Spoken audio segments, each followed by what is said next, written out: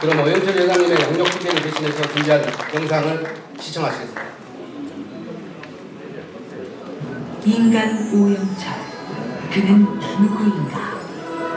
인간의 능력은 어디까지일까?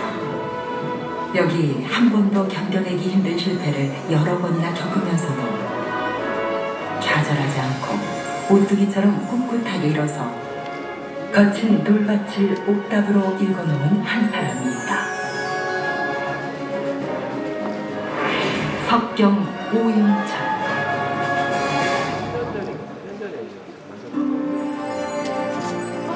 (1945년 1월 18일) 충청남도 영기군 북면의 한 작은 마을에서 태어난 석경 오영철.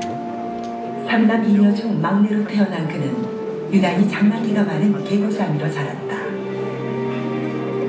그러던 어느 날 어린 영철은 지소장의 새 자전거를 몰래 타고 달리다 3학년 남자아이의 앞니를 부러뜨렸고, 겁에 질린 영철은 혼날 것이 두려워 강을 건너 도망치고 만다. 큰 천둥 소리와 세찬 소나기, 요란하게 울리는 앰뷸런스 소리는 어린 영철에게 험난한 운명을 예고하는 듯했다. 그가 무작정 달려간 곳은 10리나 떨어진 조치원역. 하늘이 알았을까? 이 일이 영철에게 풍운의 인생사를 가져다 줄 것임을.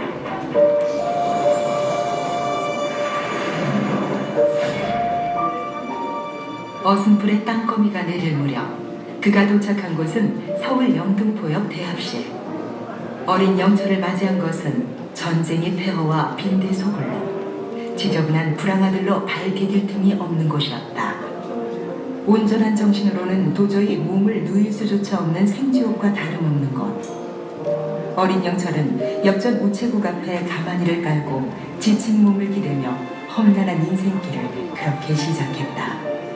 배고픔에 굶주려 밥분량을 하러 다녔지만 굳게 닫힌 문은 아무도 어린 영철에게 도움의 손길을 주지 않았다. 하루 종일 굶고 걸어 도착한 곳은 신촌역 근처. 어디서 그런 용기가 나왔을까? 영철은 파출소를 찾아가 밥분량을 한다. 빨리 집으로 들어가라며 순경 아저씨가 사준 짜장면은 그야말로 꿀맛이었다. 잘 곳이 없던 그는 신촌역에 정차해 있던 열차에 탔다가 언뜻 잠이 들었다. 그 열차는 새벽에 출발하는 문산행 평균 열차였고, 그 열차를 타고 그렇게 일산역에 내리게 된다.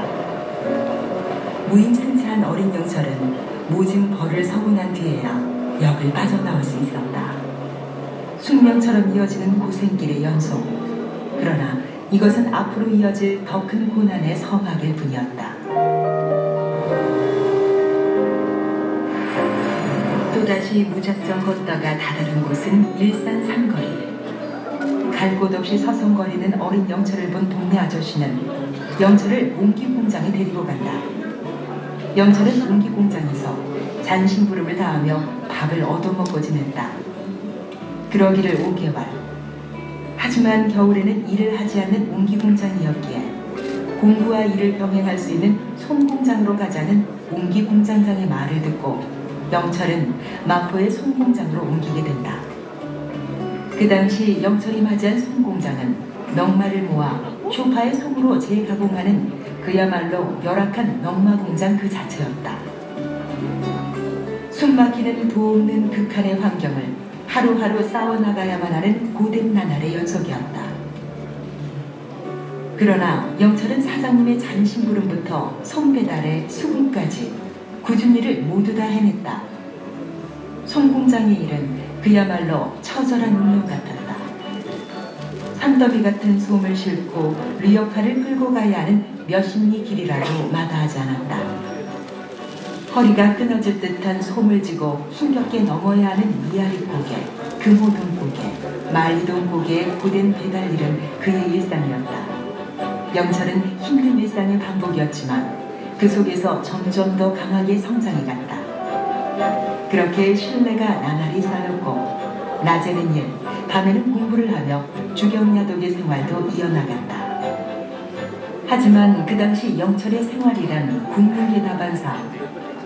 여기에 몇 해 동안 추운 겨울을 다락방에서 잠을 자며 온몸이 동상에 걸리는 열악한 상황이었다. 이 넉마 같은 삶도 내 인생이리라. 영철은 또 한 번의 운명으로 기꺼이 받아들이며 언제나 강한 의지만은 잃지 않았다. 원망 대신 남들보다 더 일하고 더 공부했다. 하루 4시간만 자는 힘든 생활이었지만 후회하지 않게 순간순간 최선을 다했다. 그리고 그 시간을 딛고 청년으로 성장하게 된다. 비수기인 여름, 솜 생산이 중단되면 급여를 받을 수 없기에 영철은 궁여지책으로 솜 공장을 가동해 솜 생산을 할 수 있는 아이디어를 내게 된다. 그리고 생산된 솜 제품을 리어카에 싣고 이불 공장에 가서 리어카가 고장났다며 맡기기를 수차례. 이렇게 영업 수완을 발휘했다. 그리고 영철은 마치 그 가게 종업원처럼 두 팔 걷고 일을 도와준다.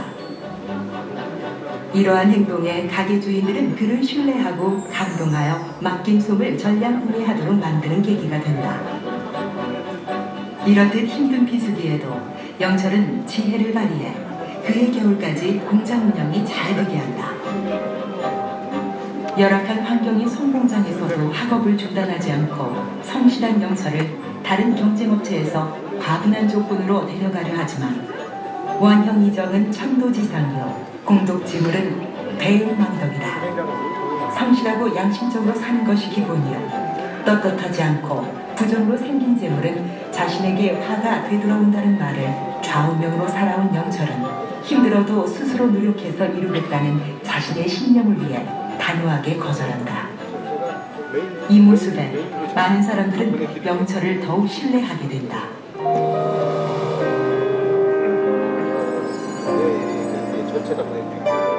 군입대를 앞둔 영철은 보다 의미 있는 군생활을 보내기 위해 속기사 자격증을 따게 된다.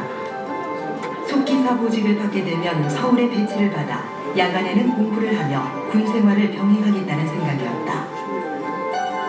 그리고 속기사 공부를 하는 2년이 넘게 영철은 국회의사로를 속기 복귀하며 정치, 사회, 경제, 생생한 지식을 많이 얻게 된다.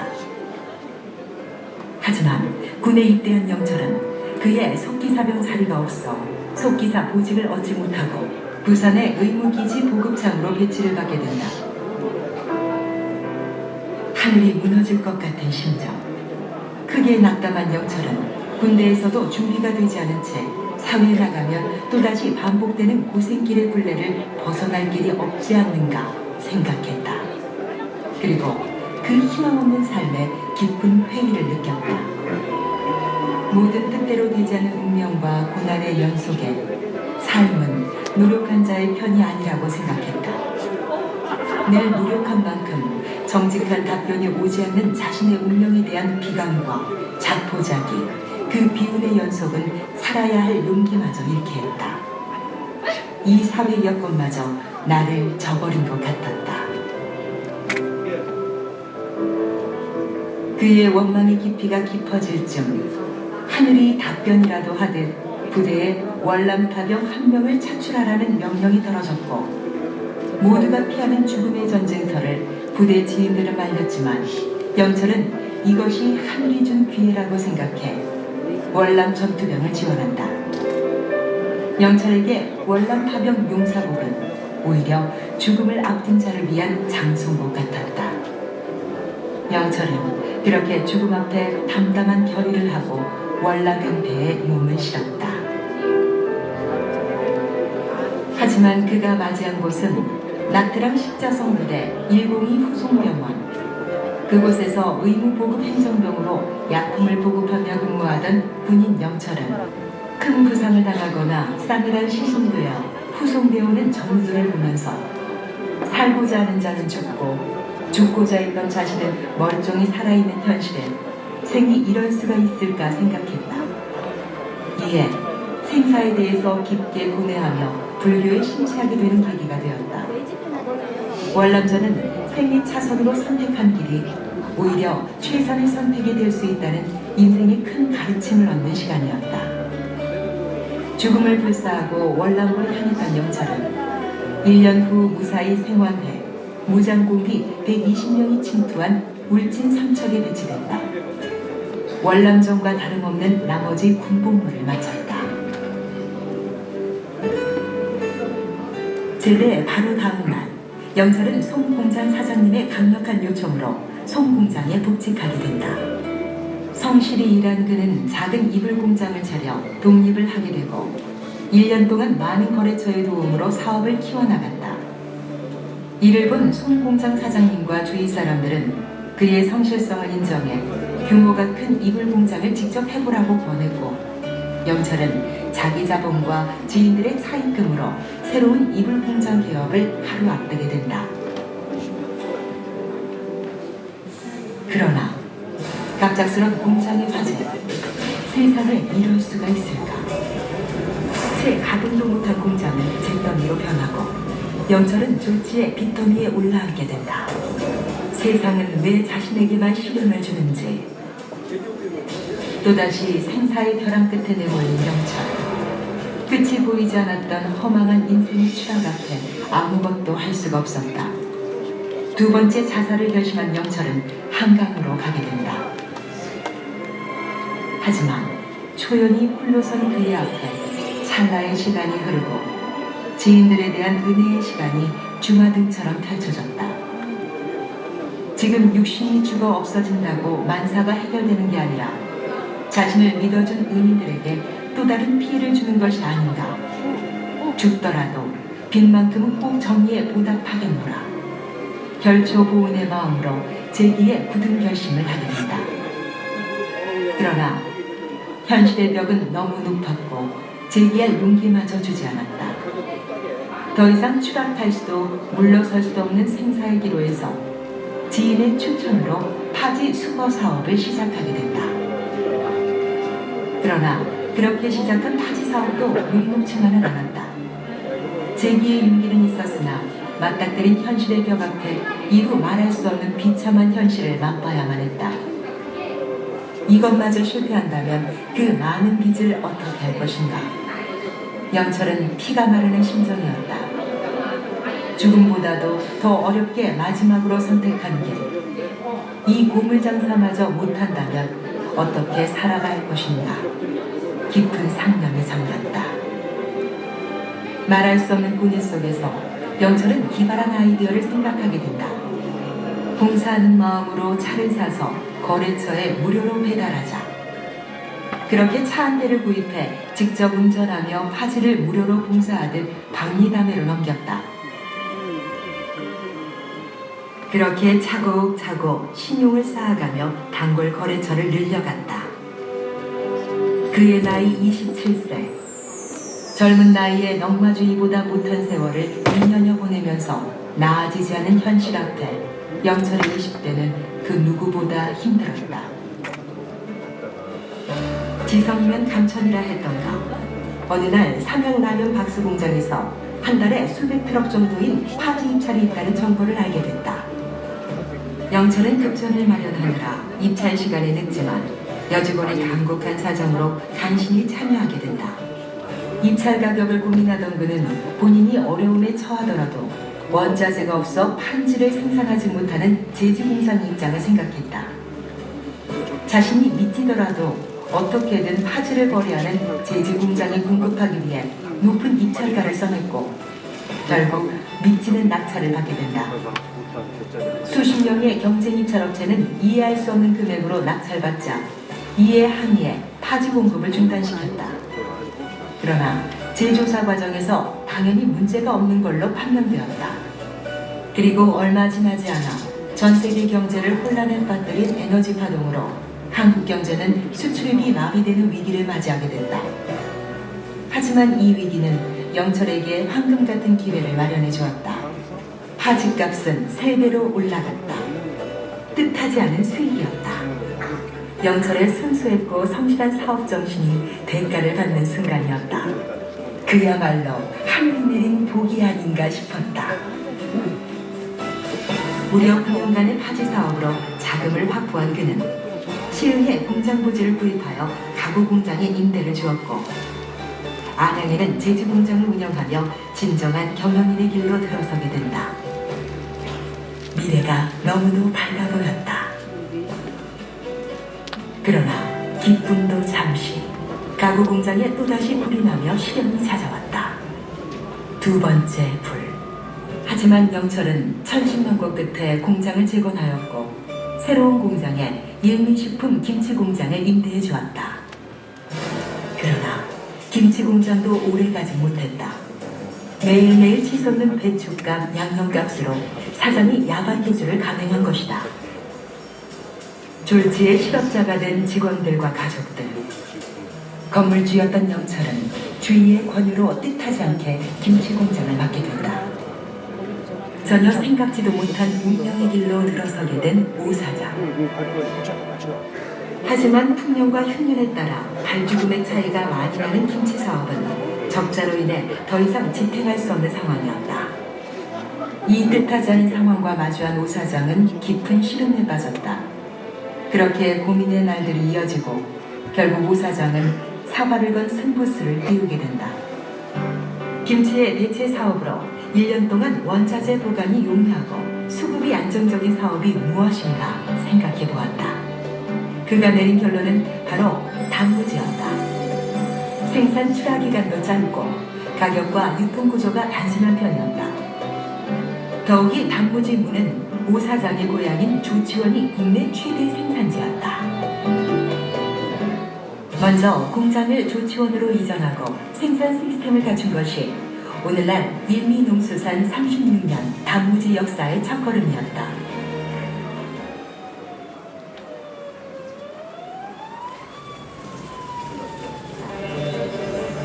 국내 최대라는 단무지 공장에서 큰 불이 나서 10억 원가량 피해가 났습니다. 샌드위치 패널 건물에서 유독 가스가 많이 나와서 진화가 어려웠습니다. 송민석 기자입니다. 시뻘건 불길이 공장 건물 전체를 집어삼켰습니다. 소방관들이 사다리차까지 동원해 연신 불을 뿌려댔지만 건물 밖으로 터져나오는 불길은 잡힐 기미를 보이지 않습니다. 포착을 하니까 연기가 빨갛고 빨간 불이 환하게 비치고 해서 어젯밤 9시쯤 충남 연기군에 있는 국내 최대 규모의 단무지 생산업체에서 불이 났습니다. 불이 나자 천안과 공주, 충북 청주 등 인근의 소방대가 모두 출동해 진화작업을 벌였지만 불길을 쉽게 잡히지 않고 있습니다. 그리고 2011년 2월 3일 구정 전에 또다시 일어난 화재. 손쓸 새 없이 던진 화마와 마주한 8시간의 고통. 불은 삽시간에 걸쳐 메모지 한 장 없이 공장을 태워버렸다. 감당할 수 없는 현실 앞에 직원들과 오 회장은 탄식할 뿐이었다. 그리고 바로 맞이한 구정. 원망이 아닌 모든 것을 내려놓은 심정으로 오 회장은 성명길에 올랐다. 오 회장의 육신과 영혼마저 모두 다 태워버린 화재. 그 처절한 절망 앞에 도저히 일어설 엄두가 나지 않았다. 그러나 단 한 명도 사표를 내지 않았던 300여 명의 직원들, 30년간 거래를 유지한 거래처 사람들의 응원들, 그리고 각계각층에서 공장 재건의 희망의 메시지가 있었지만 잿더미가 된 현실 앞에 흔쾌히 재기의 결단을 내기 힘들었다.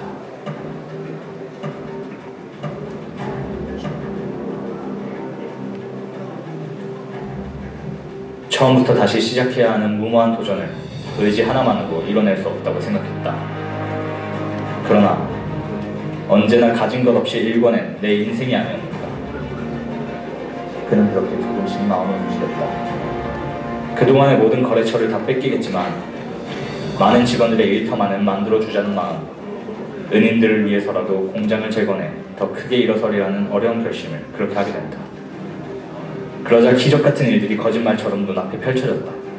오 회장은 자신의 뼈와 살을 송두리째 도려내고 다 삼켜버린 파마의 폐허 속에서 불에 그을린 살균기와 종이 탱크를 발견하게 된다. 두 생산 장비가 스스로 화마를 견뎌냈던 것.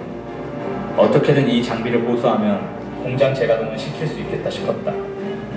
잿더미의 절망 속에서 찾은 이 시로라기 같은 일만의 희망은 다시 일어설 수 있는 큰 용기를 줬다. 추운 겨울 추위와 맞서 싸워가며 잿더미를 모두 걷어내고 재건의 희망 하나로 뭉친 직원들의 열정과 그 도구는 일미농수산의 가장 큰 재산이었다. 직원들의 땀과 희생으로 다시 일어서고 있는 모습은 그야말로 하늘이 내린 기적 같은 선물이었다. 국내 기계업체의 협조물로 독일에서 온 기술자들은 생산 라인 설비를 밤낮 없이 세팅을 하고 오 회장 자신도 회사에서 살다시피 해 공황장애라는 중병을 앓으며 응급실에 가기가 수차례였다.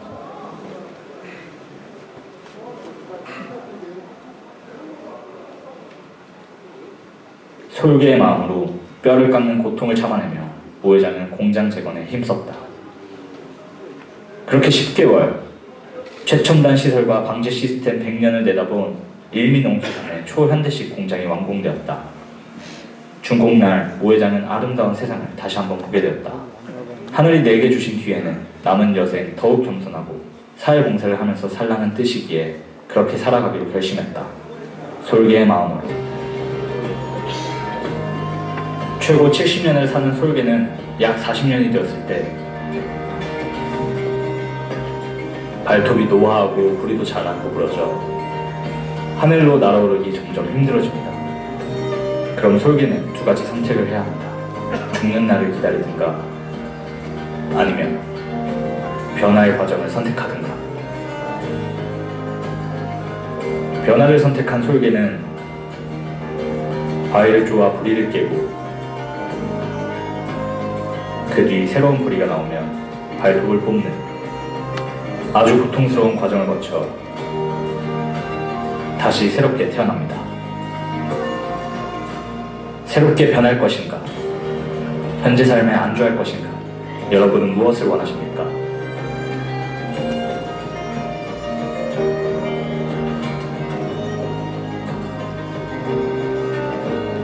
오영철은 새로운 변화를 원하고 있습니다. 솔개의 마음으로 임하겠습니다. 공정한 스포츠 생태계, 안정적인 재원 확보, 선진형 스포츠 인재 양성, 시민의 다양한 스포츠 참여 확대, 체육 지도자의 처우 개선, 세종시 체육회가 선도하는 이 모든 정책은 저 혼자의 힘으로 만든 것이 아닙니다. 이 자리에 계신 세종시 가족 모두가 노력한 결실입니다.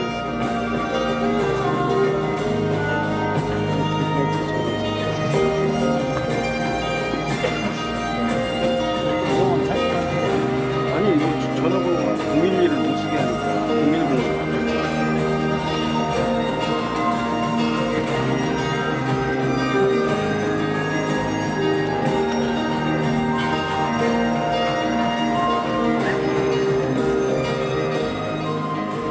저희 할아버지는 항상 바쁘세요.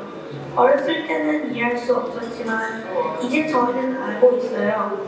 바쁜 회사 생활 속에서도 항상 일을 잘 피고 꾸준히 봉사활동을 하시고 계시거든요. 하지만 더 자랑스러운 것은 사회를 위해 항상 기부활동을 하신다는 거예요.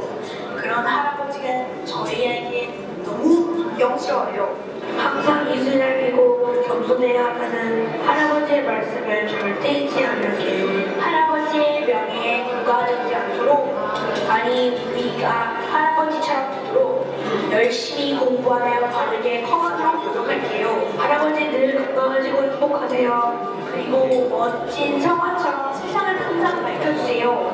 사랑해요 할아버지.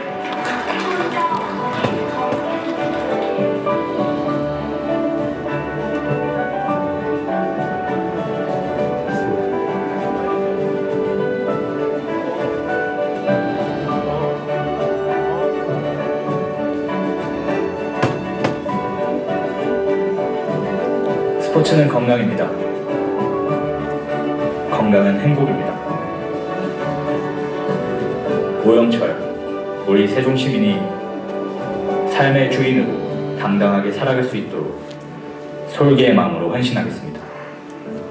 세종시가 스포츠 명품 스마트 도시로 거듭날 수 있도록 더 많이 사랑하겠습니다.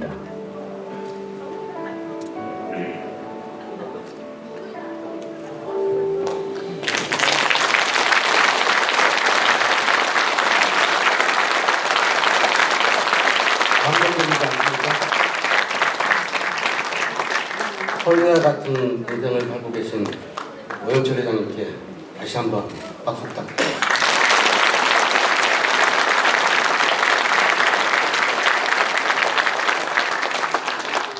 저 역시 결초부원의 마음으로 이 영상을 제작했습니다. 오영철 회장님께서는 우리 고려대학교에도 많은 기부를 해주셨습니다. 다시 한번 감사드립니다. 다음은 세종시 체육회기 이양이 있겠습니다. 체육회기는 김윤혜 전 체육회 수석 부회장님께서 오영철 체육회장님께 이양하도록 하겠습니다. 단상으로 올라와 주시기 바랍니다. 김윤혜 부회장님께서는 체육회기를 흔들어서 신임 오영철 회장님께 이양해 주시기 바랍니다. 박수 부탁드립니다. 오영철 회장님께서는 세종시 체육을 위해 체육회기를 힘차게 흔들어 주시기 바랍니다. 박수 부탁드립니다.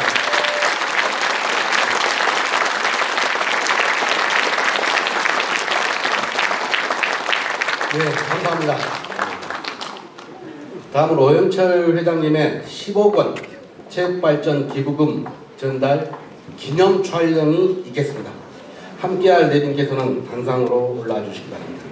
최민호 시장님, 상병헌 의장님, 최계준 교육감님, 세종 임원을 대표하여 김송공, 봉진만, 성기호, 이만 부회장님, 어르신 체육을 대표하여 한인섭, 이기용, 이영균, 홍대선, 황우성, 강태훈 회장님, 읍면동 체육회를 대표하여 김현락 사무국장협회 회장님, 세종 체육꿈나무를 대표하여 10명의 체육꿈나무들은 무대 위로 올라와 체육발전 기부금 전달 기념 촬영을 함께 하겠습니다.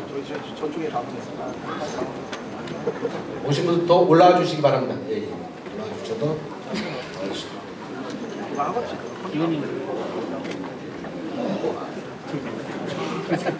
우리 꿈나무들이 앉아주면 좋을 것 같다는 생각이 듭니다. 꿈나무들이 앉아주면 좋지 않겠습니까? 약간 숙여서 예, 예.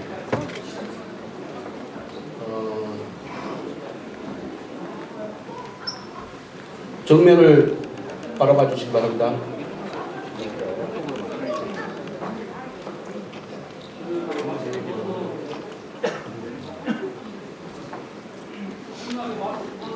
회장님은 그냥 이거는 네, 마스크는 벗으셔도 됩니다. 이제. 세종시 체육을 위한 기부금 전달은 주는 분도 받는 분도 기쁨이 2배가 됩니다. 활짝 웃어주십시오. 네, 촬영해 주세요. 네. 박수 부탁드립니다.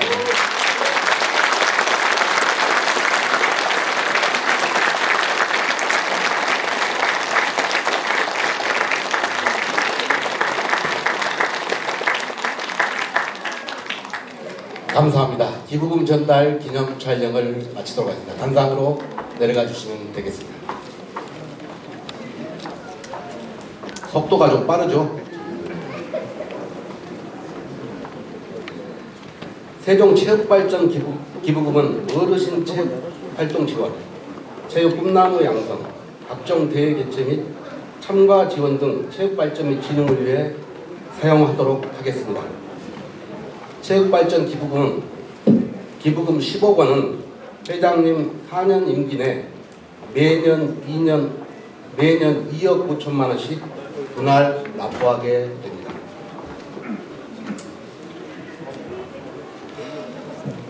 이어서 오늘의 하이라이트, 오늘의 주인공인 제3대 세종특별자치시 체육회장이신 오영철 회장님의 취임사가 있겠습니다. 많은 준비하셨습니다. 예. 1분만 저한테 또 책임을 맡기시고 가시네요. 오영철 회장님의 취임사를 준비하면서 정말 여러분께 검증을 받았습니다. 취임사에서 할 수 있는 약속을 저버릴 수가 없다. 그래서 우리 고려대학교 학장을 지내신 김창국 학장님께서 한 3번을 검토하시고 또 체육회 사무처장님 기타 또 많은 분들께서 이번에 선거에서 이겼을 때도 취임사를 이 검토하셨습니다. 근방에 안 계셔가지고 취임사 내용 중에 제가 말씀드리자면 너무 젊게 우리 회장님이 표현을 하십니다. 또 또한 오늘 말씀드리지만은 나이를 앞으로는 절대 이야기하시면 안 됩니다. 제가 한번 나이 이야기했다가 어마어마하게 이 무안을 당했습니다. 회장님의 일정 때문에. 그리고 오늘 주제도 제가 보기에는 취임사를 마치면서 정말 좋은 또 시를 한 편을 아름다운 분이 봉독을 하실 텐데 그 시마저도 나이 이야기는 하지 말라는 시였습니다. 깜짝 놀랐습니다. 그래서 여기 우리 종목단체 가족 세종시 책임 내빈들께서는 회장님 보시면 무조건 젊다고 이야기하셨어요. 지금 많은 분들이 오셨는데 바로 우리 회장님의 취임사를 듣도록 하겠습니다. 박수 부탁드립니다.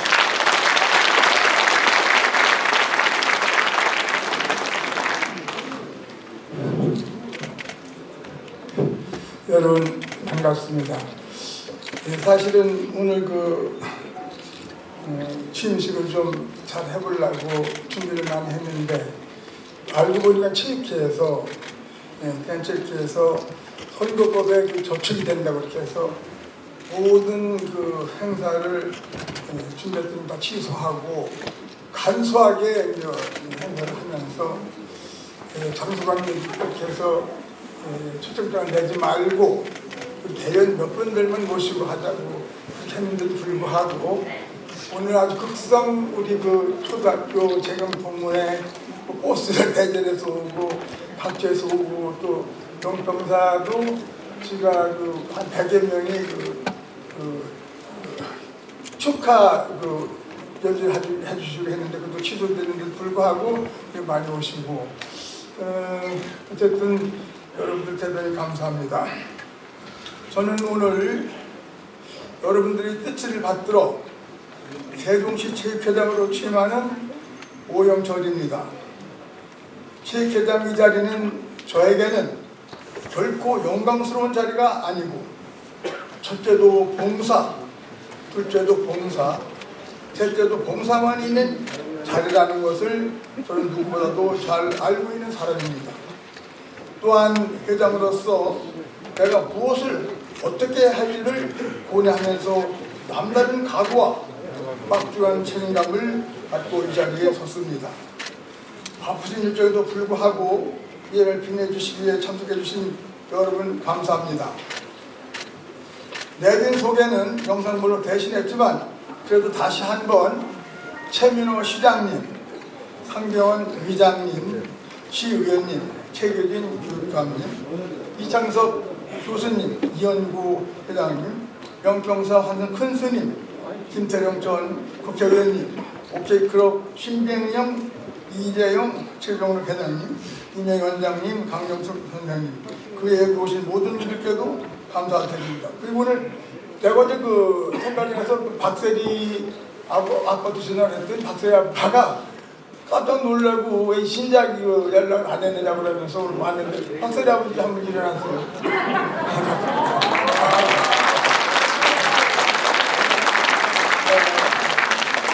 박세리 아버지의 고향은 조천 조치원, 조천 고등학교 출신이고요. 내가 얘기 조금 하고 넘어가야 되겠네.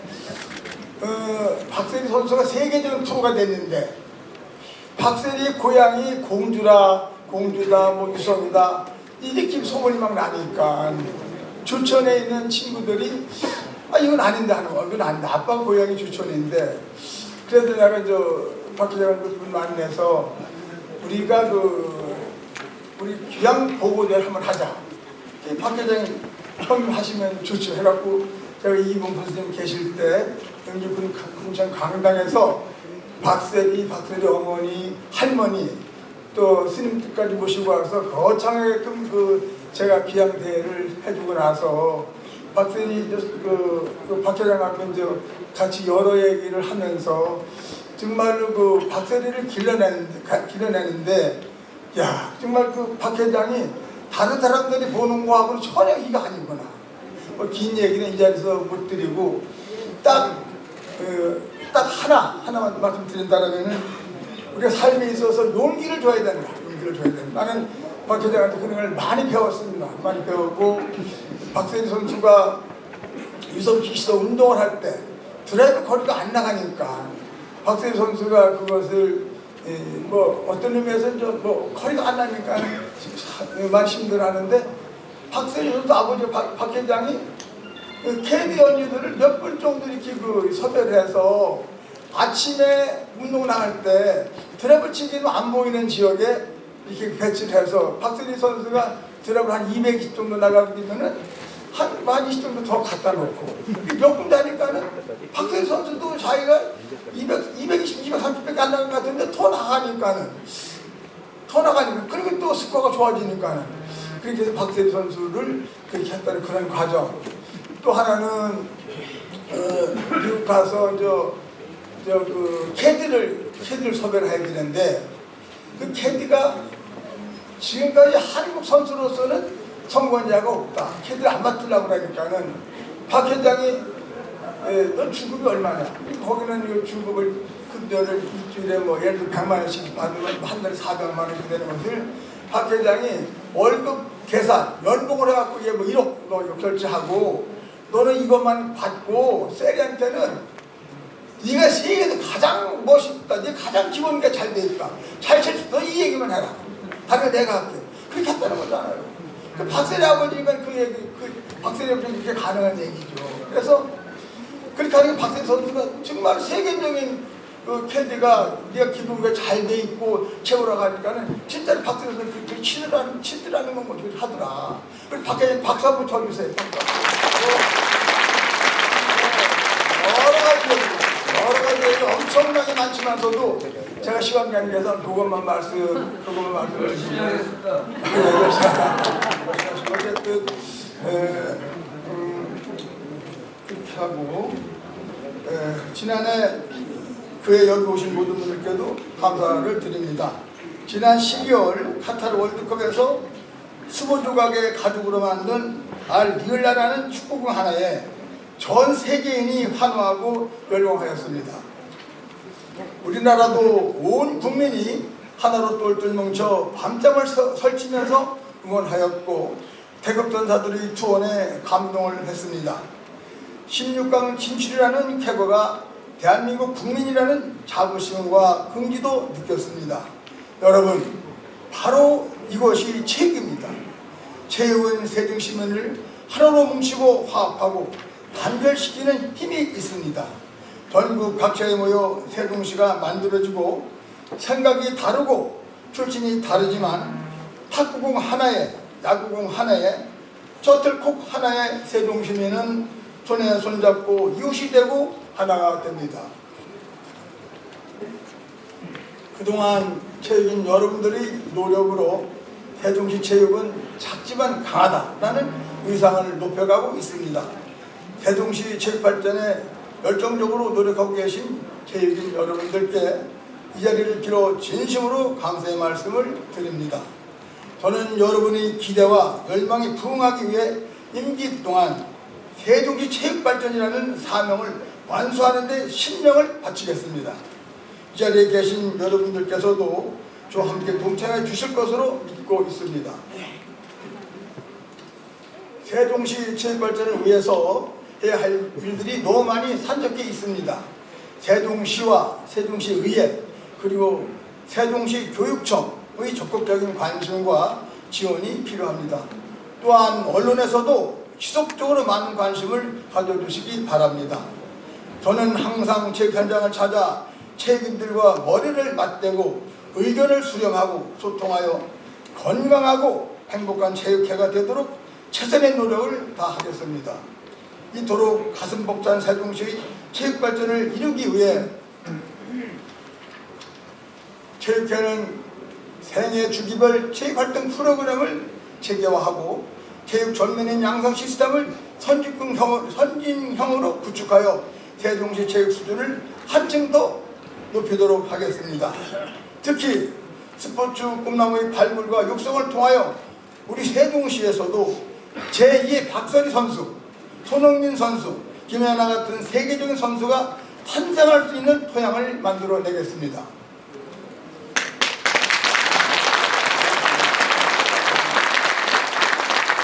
또한 아울러 어르신 책 등록도 적극적으로 지원하여 모든 어르신들이 건강하고 행복하게 운동할 수 있도록 최선을 다하겠습니다. 명품 스포츠 도시를 만들기 위해 39개 전 종목의 의견을 수렴하고 선별하여 종목별 전국대회와 국제대회를 적극 유치하고 지원하도록 하겠습니다. 이를 위해 체육기금 및 예산 확보에도 최선을 다하겠습니다. 선거 공약을 충실하게 이행하기 위하여 대학 교수 중심의 전문가 집단인 미래전략기획위원회를 출범시키고자 합니다.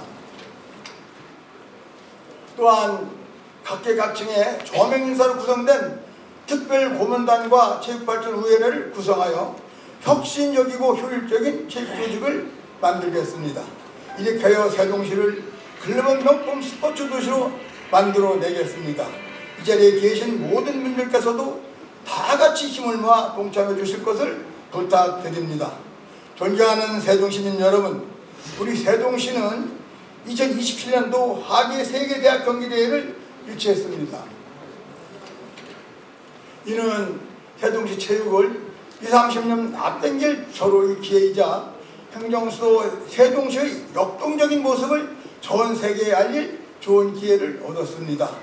누구보다도 체육을 사랑하는 제가 모든 역량을 결집하여 세계대학 경기대회가 반드시 성공적으로 치러질 수 있도록 적극 노력하겠습니다. 미래 전략 수대에 걸맞는 글로벌 명품 스포츠 도시를 위대한 세종시민과 함께 손잡고 만들어 나갈 것을 굳게 약속합니다. 박수!